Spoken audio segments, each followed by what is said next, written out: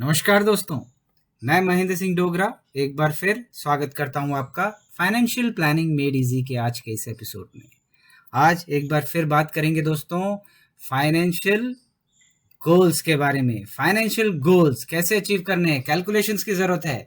तो आज हम जो बात करने जा रहे हैं वो बात करने जा रहे हैं फाइनेंशियल गोल कैलकुलेटर की मदद से आप अपने गोल्स कैसे अचीव कर सकते हैं। तो गोल्स कैलकुलेटर की मदद से देखेंगे और बात करेंगे अचीवमेंट ऑफ योर गोल्स के बारे में। दोस्तों ये कैलकुलेटर जो मैंने डिज़ाइन किया है, इसकी मदद से आप फ्यूचर के जो गोल हैं उनकी कैलकुलेशन प्रॉपर कर पाएंगे। It will help you to do required calculation to achieve your financial goals. एक बार देख लेते हैं दोस्तों ये कैलकुलेटर कैसे काम करता है।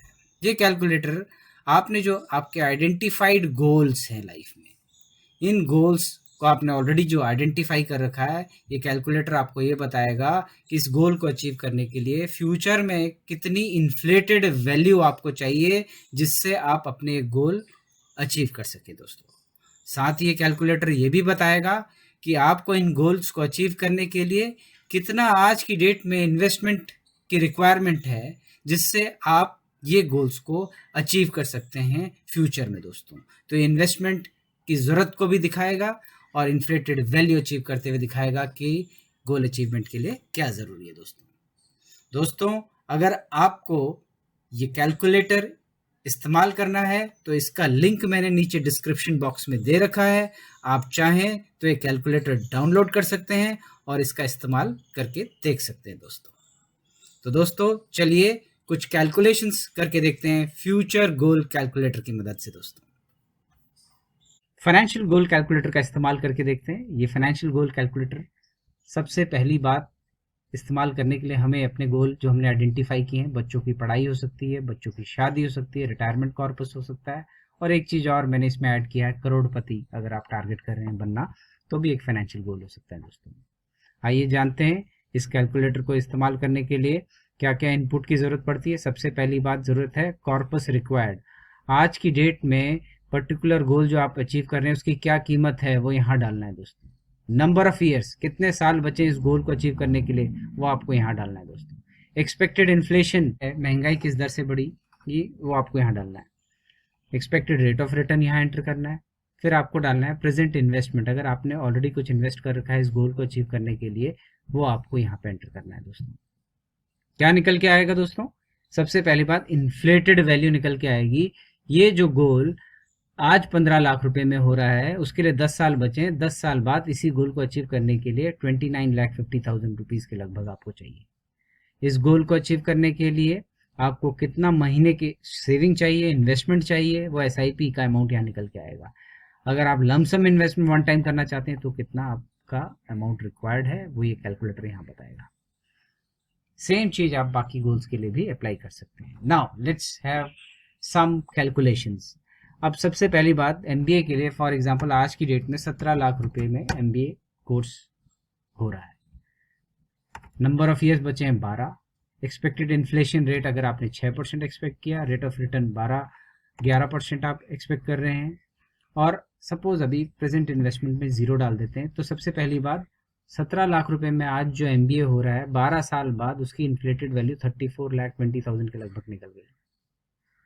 इसके लिए या तो हमें 11,827 की SIP रन करनी पड़ेगी या वन टाइम में 9,77,785 वन टाइम इन्वेस्टमेंट चाहिए। अब प्रेजेंट इन्वेस्टमेंट, सपोज आपने इस गोल को अचीव करने के लिए ऑलरेडी 5 लाख रुपया इन्वेस्ट कर रखा है। दोस्तों तो इस केस में आप देखेंगे तो आपकी SIP घट के आपकी SIP 5,779 पे आ गई। दोस्तों और आपका जो लमसम इन्वेस्टमेंट है वो 4,77,785 पे निकल गया। तो ये आप प्रॉपर तरीके से अपनी प्लानिंग कर सकते हैं, अपना प्रेजेंट इन्वेस्टमेंट बढ़ा सकते हैं ताकि आपकी मंथली SIP की रिक्वायरमेंट घट सके। अब बात करते हैं दोस्तों दूसरे गोल की, बच्चों की शादी, चाइल्ड मैरिज। आज की डेट में सपोज बजट आपका जो है वो बजट हम मानते हैं सपोज 22 लाख रुपया आपको चाहिए। सेम शादी, आज से टेन्योर है 15 साल बचे हैं, 15 साल, इन्फ्लेशन 5% मांगना, रिटर्न 12% मान लेते हैं। तो इस केस पे अगर आपने suppose 6 lakh rupees already invest कर रखा है, अब इस केस में देखिए आपको इन्फ्लेटेड वैल्यू निकल के आई 5,73,642 और इसके लिए आपको SIP रन करनी है लगभग 2,680 रुपीज़ की और आपको वन टाइम इन्वेस्टमेंट 2,35,000 रुपीज़ की। अगर यहीं आपने कोई इन्वेस्टमेंट नहीं किया होता तो ये SIP अमाउंट निकल के 9,505 रुपीज़ की SIP आ जाती है। तो इस तरीके से आप अपनी बच्चों की शादी के बारे में प्रॉपर फाइनेंशियल प्लानिंग कर सकते हैं, टारगेट मनी जान सकते हैं, महीने में कितना चाहिए, वन टाइम इन्वेस्टमेंट कितना चाहिए दोस्तों। अब बात करते हैं रिटायरमेंट कॉर्पस की। सपोज आज की डेट पे 1 करोड़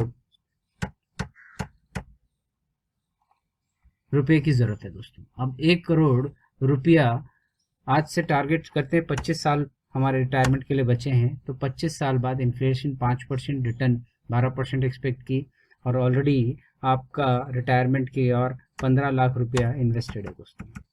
तो इस सूरत में देखेंगे 3 करोड़ 38 लाख रुपया हमें रिटायरमेंट के लिए लगभग चाहिए। SIP 4,774 रुपये की SIP रन कर सकते हैं या वन टाइम में 4,91,000 रुपीज़ इन्वेस्ट कर सकते हैं दोस्तों। अगर आपने कोई इन्वेस्टमेंट नहीं किया है तो देखिए दोस्तों ये 19,331 रुपये की SIP आपको चलानी पड़ेगी। तो इस तरीके से आप अपनी प्रॉपर फाइनेंशियल प्लानिंग रिटायरमेंट के लिए कर सकते हैं दोस्तों। नाउ करोड़पति बनना है। करोड़पति बनने के लिए 1 करोड़ रुपए की ज़रूरत है। 10 साल नंबर ऑफ ईयर्स सपोज बचे हैं। रेट ऑफ रिटर्न आप 10% मान रहे हैं। 5 लाख रुपए आपने इन्वेस्ट किया है, इसका मतलब है 1 करोड़ रुपए आपको इन्फ्लेटेड वैल्यू क्योंकि फ्यूचर में अचीव करनी है। तो 10 साल बाद आपको 1 करोड़ रुपया चाहिए तो 43,296 की आपको SIP रन करनी है या वन टाइम 33,55,433 रुपीज़ चाहिए। तो इस तरीके से दोस्तों आप अपने आइडेंटिफाइड गोल को अचीव करने के लिए इसकी इन्फ्लेटेड वैल्यू जान सकते हैं और ये भी जान सकते हैं कि कितना महीने में आपको इस गोल को अचीव करने के लिए इन्वेस्टमेंट करना है या वन टाइम इन्वेस्टमेंट कितना अमाउंट चाहिए। दोस्तों आशा करता हूँ आज का वीडियो आपको पसंद आया होगा और अगर आप अपना कोई सुझाव देना चाहते हैं तो कमेंट बॉक्स पे कमेंट करके ज़रूर बताएं। यदि आपको मेरा आज का वीडियो पसंद आया तो इसे लाइक करिए, सब्सक्राइब करिए और बेल आइकन दबाना ना भूलिए दोस्तों। धन्यवाद दोस्तों।